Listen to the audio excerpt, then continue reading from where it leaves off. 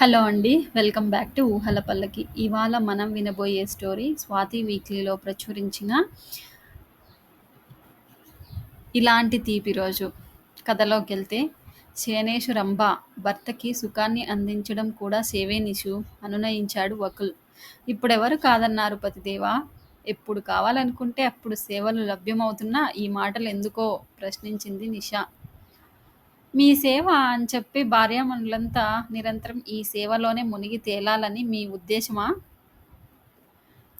అని కాదు గాని కాస్త నన్ను ఈ ఆదివారం నాడైనా పట్టించుకోమని నా వేడుకోలు అద్దింపుగా అన్నాడు వకుల్.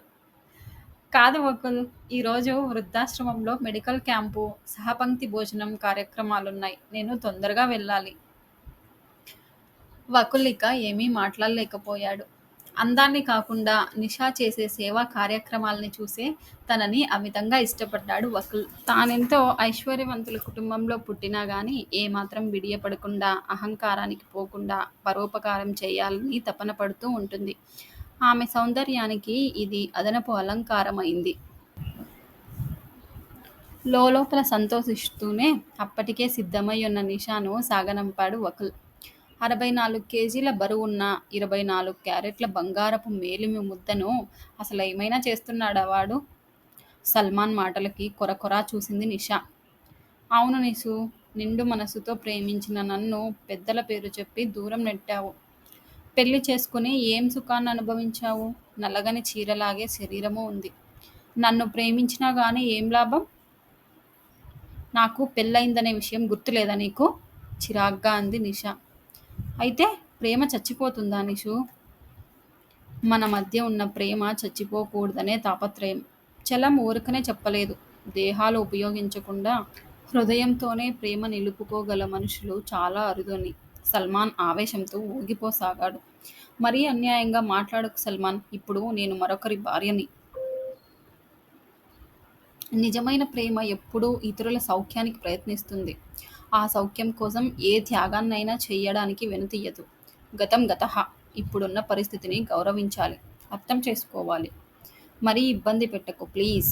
దాదాపు ప్రాధేయపడుతూ చెప్పాల్సింది చెప్పేసింది నిషా. లేదు నిషా, నీ పరిస్థితిని చూసి జాలిపడుతున్నాను. సరే, నువ్వన్నట్లే గతం మర్చిపోదాం. వర్తమానంలోకే వద్దాం. ఒక్కరోజు నీ సమయం నాకు కావాలి. ఒకే ఒక్కరోజు. ఈసారి ప్రాధేయపడ్డం సల్మాన్ వంతైంది. నిండు నూరేళ్లు కాకపోయినా 70 సంవత్సరాలు నువ్వు బతుకుతావనుకున్నా ఇప్పటికే నీ వయసు 30 సంవత్సరాలు. ఇక నీ దగ్గరున్న సమయం ఇంకా మిగిలింది 40 సంవత్సరాలు మాత్రమే. అంటే 480 నెలలు. 14,600 రోజులు. వాటిలో నుండి ఒకే ఒక్కరోజు నా కోసం కేటాయించలేవా నిషు? కేవలం నీ పాత ప్రేమికుని కోసం, నీ క్లాస్మేట్ కోసం, నీ ప్రియమిత్రుని కోసం మిగిలిన 4,599 రోజులు నీ భర్త కోసమే ఉంచుకో. ఒకే ఒక్కరోజు నాకు అవకాశం ఇచ్చి చూడు. సల్మాన్ మాటలు తూటాల్లా సరాసరి ఆమె హృదయాన్ని తాకాయి. ఆమెకేం మాట్లాడాలో అర్థం కాలేదు. కాసేపు మౌనం రాజ్యమేలిందక్కడ. నా అభీష్టం మేరకే నా భర్తకి కూడా తెలియకుండా మీతో ఒంటరిగా వస్తాను. ఆ రోజు ఏం జరిగినా నా ఇష్టానికి వ్యతిరేకంగా జరిగితే నేను అంగీకరించను. ప్రత్యక్షంగా నొక్కి వక్కానించింది నిషా. సల్మాన్ కళ్ళు ఆనందంతో మెరిశాయి. ఇదే ఆఖరుసారి. మరెప్పుడు నన్ను కలిసే ప్రయత్నం చేసినా ఒప్పుకోను సల్మాన్. ఆ విషయం మర్చిపోవద్దు హెచ్చరిస్తూ చెప్పింది నిషా. ఉదయం 8 గంటలైంది. హైదరాబాద్ నుండి విశాఖపట్నం వెళ్తున్న స్పైస్ జెట్ విమానంలో లగ్జరీ క్లాస్లో పక్కపక్క సీట్లలో కూర్చున్నారు సల్మాన్ మరియు నిషా. నేను నీకు ఇస్తున్న 24 గంటల సమయం ఇప్పుడే మొదలైంది. ఒకరోజు పూర్తిగా నీతోనే ఉంటాను. రేపు ఇదే సమయానికి 24 గంటల గడువు ముగుస్తుంది. సల్మాన్ తెల్లబోయి చూడసాగాడు. కొంత సమయానికి ఏదో ఒక వంకతో ఆమెను తాకడానికి ప్రయత్నించాడు. ఇది బహిరంగ ప్రదేశం. ఇది నాకు నచ్చే విషయం కూడా కాదు. Touch me not please. ఆమె మాటలు అతనికి చెంప చెల్లుమనిపించాయి. చేష్టలొడిగి అలాగే చూస్తుండిపోయాడు. విశాఖపట్నంలో ల్యాండ్ అయ్యాక క్యాబ్లో ఇద్దరూ కలిసి ప్రయాణించసాగారు. బీచ్ రోడ్డుకి చేరుకోసాగానే చల్లని సముద్రపు గాలి శరీరాన్ని తాకుతుంటే మత్తు ఆవహించింది సల్మాన్కి. నిషా ప్రతిస్పందన కోసం ఎదురుచూడసాగాడు. కాళీమాత మందిరానికి ఎదురుగా ఆగింది క్యాబ్. ఆమెలో ఎటువంటి విపరీత భావనలు లేవు. అంతలోనే క్యాప్ని వదిలి ఇసుక తిన్నెల వైపు పెరుగెత్తసాగింది నిషా. ఏదో తన ఉద్యోగ ధర్మంలాగా సముద్ర తీరంలోని ఇసుకలో పడున్న ఐస్ క్రీం పుల్లలు, ప్లాస్టిక్ కవర్లు, కాగితపు ముక్కలు ఏరటం మొదలుపెట్టి డస్ట్ బిన్స్ కి చేర్చసాగింది. సల్మాన్ అయోమయంగా చూశాడు. నాకిచ్చిన సమయంలో ఇలా చేయడం భావ్యం కాదు నెమ్మదిగా చెప్పాడు.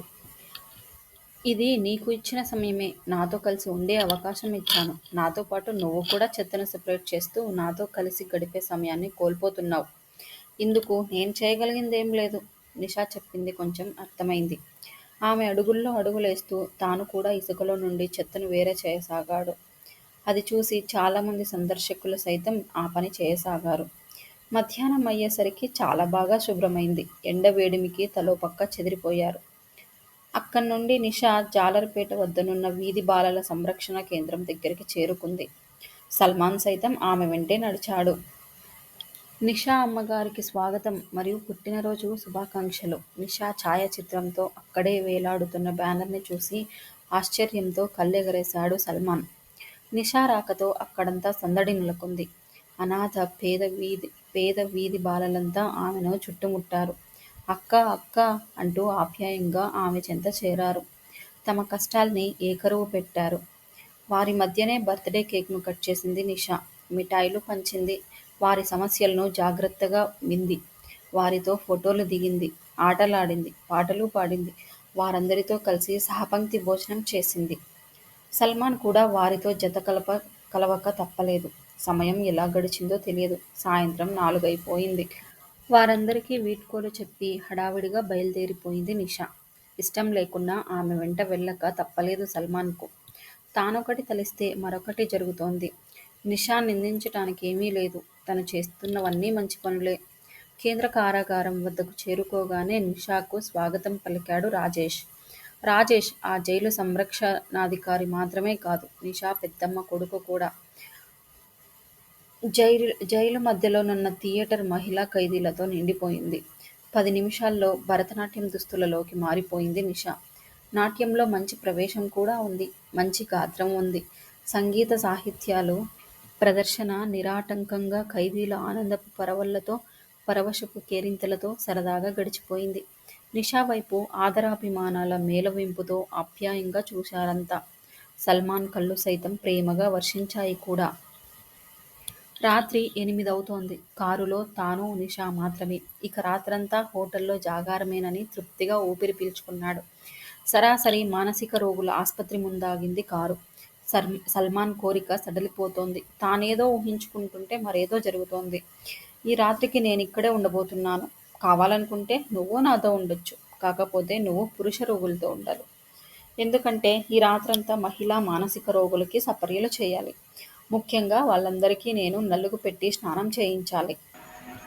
బట్టలు మార్చాలి. మిగిలిన సందర్భాల్లో నాతో ఉండొచ్చు. ఇది నాకిష్టమైన వ్యాపకం. అర్ధరాత్రి దాకా ఇదే పని. ఆ తర్వాతే మనం హోటల్‌కి వెళ్ళేది.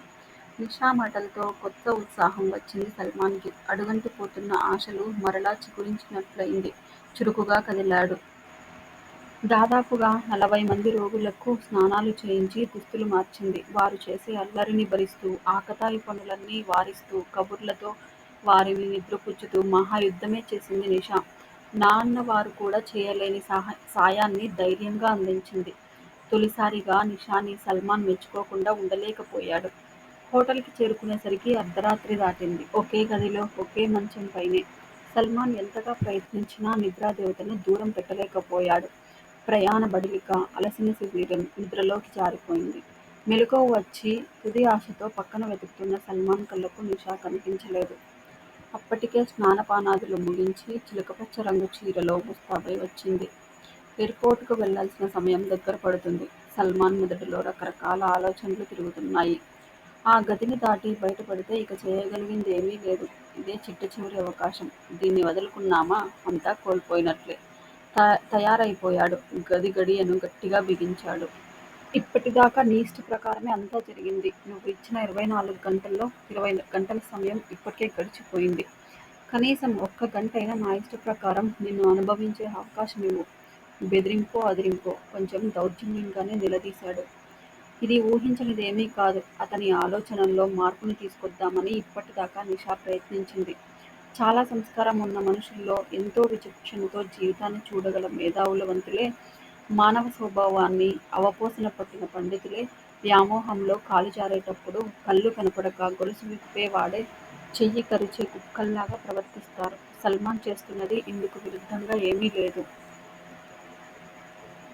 స్త్రీ తన స్థానం నుంచి కదిలిందంటే స్వర్గానికన్నా వెళ్తుంది, నరకానికన్నా వెళ్తుంది. ఇప్పటికీ నువ్వు నా దేహాన్ని కోరుకుంటే నేను చేయగలిగిందేమీ లేదు. నా మనసుకి ఇష్టం లేని పని. నిజంగా ప్రేమ ఉన్నవాళ్ళు చేయకూడని పని. అదే కావాలనుకుంటే నీ ఇష్టం. బెడ్ పై వాలిపోతూ కళ్ళు మూసుకుంది. తన పని మరీ ఇంత సులువుగా జరిగిపోతుందని గాని, తన కోరిక ఇంత తొందరగా నెరవేరుతుందని కానీ కనీసం ఊహించలేదు సల్మాన్. నిషా కలిగించేలా స్వర్గసుఖాన్ని చూపించేందుకు సిద్ధమైపోయాడు. నిషా మరింత గట్టిగా కళ్ళు మూసుకుంది. హృదయమంతా భర్తతోని జ్ఞాపకాలతో నిండిపోయింది. మనసులోనే వకీలుకు క్షమాపణలు చెప్పింది. కళ్ళ నుండి నీరు కారిపోతోంది. సల్మాన్ కళ్ళు ఆమె కన్నీళ్లను గమనించలేకపోలేదు. ఆమెకు ఇష్టం లేని పని, ఆమెను జీవితకాలం మానసిక సంఘర్షణకు గురిచేసే పని తాను చేస్తున్నానని ఇప్పుడిప్పుడే తెలుస్తోంది. ప్రేమ పేరుతో వంచడమే కదా ఇది? సల్మాన్లో అంతర్మథనం మొదలైంది. కానీ హృదయమంతా ఆమె సాంగత్యాన్నే కోరుకుంటుంది. ఆమె అందమైన శరీరాన్ని అనుభవించే అవకాశాన్ని వదులుకోవద్దని మారం చేస్తోంది మనసు. సల్మాన్లో రగులుతున్న ఘర్షణ, ప్రజ్వరిల్లుతోన్న కోరిక పరస్పరం ఢీకొట్టుకుంటున్న వైనాన్ని ఆమె పసిగట్టలేకపోతోంది. ఆమెను చూడగానే బంగారంలా మెరుస్తున్న శరీరం, తీర్చిదిద్దినట్టున్న అవయవ సౌష్ఠవానికి బదులు ఎందుకనో ఆమె మకరందం లాంటి మనసు, తనలో దాగి ఉన్న సాటివారికి సాయం చేయాలనే గొప్ప హృదయం ఇప్పుడు సల్మాన్కు జ్ఞప్తికి వస్తున్నాయి. ఒకే ఒక్కసారి ఆమెను అనుభవించాలని, ఆమె శరీరాన్ని సంపూర్ణంగా ఆక్రమించేయాలని ఎన్నాళ్ళ నుండో తాను కంటున్న కలలన్నీ సాకారమయ్యే క్షణంలో విచిత్రంగా తన కాళ్ళు సన్నగా వణుకుతున్నాయి. నిరభ్యంతరంగా ఆమె తన శరీరాన్ని అప్పగించేసినా గానీ ఆశ్చర్యకరంగా తన మనసే తనని వెనక్కి లాగుతుంది. సరిగ్గా అప్పుడే హోటల్ రూంలో ఉన్న ఫోన్ రింగ్ అయింది. కళ్ళు తెరిచి ఫోన్ ఎత్తింది నిషా. మేడమ్, రూమ్స్ చెక్అవుట్ టైం అయింది. కంటిన్యూ చేస్తారా లేదా వెకేట్ చేస్తారా? ఏ విషయం కన్ఫర్మ్ చేయండి అని రిసెప్షన్ నుండి ఫోన్. చేస్తాను అంటూ ఫోన్ పెట్టేసింది నిషా. తాను చేస్తున్నది తప్పు. నిప్పులాంటి ఒక వ్యక్తిత్వాన్ని నీళ్లతో కడిగేస్తున్నాడు. పరాయి పురుషుడి భార్యని హార్స్వ దృష్టితో స్నేహ ముసుగులో చెరిపేస్తున్నాను. తాను ముమ్మూర్తిగా సేవామూర్తిని, నిష్కళంక స్త్రీని తన అజ్ఞానంతో అపవిత్రం చేస్తూ మలినపరుస్తున్నాడు. సల్మాన్కి జ్ఞానోదయం అయింది. తాను చేస్తున్నది క్షమించరాని తప్పని అర్థం అవుతోంది. ఆమెను ఈ గడి చివరి రోజు ఎంతగా బాధపెట్టాడో, ఆమె మరింతగా వేదనకి గురై ఉంటుందో తలుచుకుంటే దుఃఖం పొంగుకు వచ్చింది. నన్ను క్షమించు. నా అవివేకంతో నిన్ను క్షోభకు గురిచేశాను. నీ ప్రేమను కాక నీ శరీరాన్ని కోరుకున్నాను. నీతో గడిపిన ఒక రోజులోని కాస్తంత సమయమే నన్ను ఎంతో మార్చింది. నువ్వు ఎల్లప్పుడూ కొబ్బరి నీళ్ళంత స్వచ్ఛంగానే ఉండాలి నిషూ. నిషాకి అంత ఆశ్చర్యంగానూ ఆనందంగానూ ఉంది. తన కళ్ళను తానే నమ్మలేకపోతోంది.